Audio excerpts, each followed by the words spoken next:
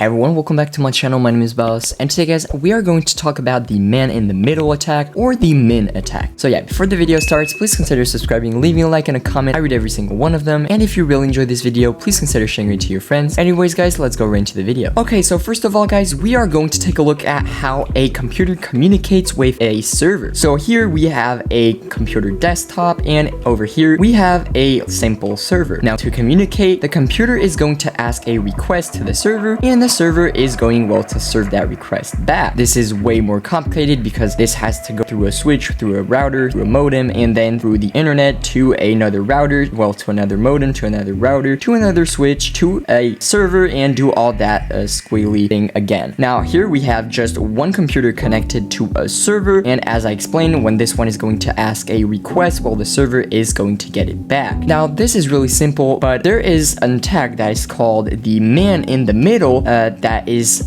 really dangerous. It is a spy attack that we could call that like that, that basically spies everything you are doing. But right now there is no man in the middle, just this computer talking to this server. But let's go ahead and update this schematic and put a man in the middle. Now this is a man in the middle attack. So basically what's going on over here? Well, we have a computer, so that is you, that wants to communicate with a server. I don't know, that could be Amazon, Google, whatever company you want. But anyways, you need to have a connection to that with a wire or with a Wi-Fi connection or whatever. Now, the computer is going to communicate with that server, and the server is going to communicate with that computer. Now, imagine somebody going in the middle of this. So basically what's happening, well, it's a person putting its computer or its server between you and the server you want the request from. So what's going to happen? Well, you think your computer is directly sending the request to the server, but what's really happening is that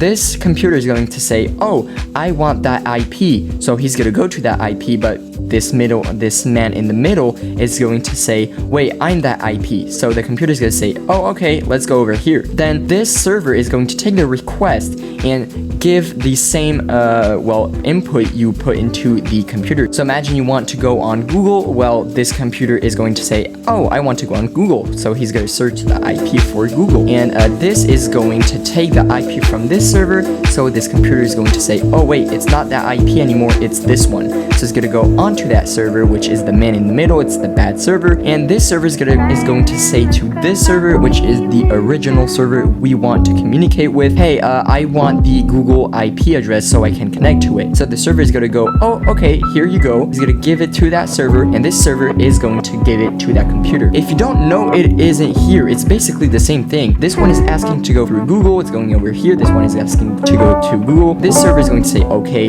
you want to go to Google, and it's going to say the request, and that for every single thing you want. So basically it's just having the blue line, but you have another machine in the middle. So why is that dangerous? Well, it's basically just spying, because if you go ahead and type any IP, any addresses, anything on here, it's going to be logged onto this man in the middle, and yeah, it's basically spying on you. So again, you can have a man in the middle if you have been through a phishing attack or a spearing attack. I did multiple videos about that, but yeah, anyways, you want to be really careful with these sorts of attacks because they have way more powerful things to them, like keyloggers. Imagine everything you have to type on your keyboard, even if it's Google, well, it will be logged onto this server right over here. So yeah, basically a man in the middle is, well, a man, or here currently a server or a PC in the middle of two connections, so your PC and Google server. Now to prevent that guys, you want to be really careful on the links you click, because yeah, most of the time it's going to come through a phishing attack or a Trojan attack. So yeah, do not click on random links, do not click or scan QR codes that you don't trust.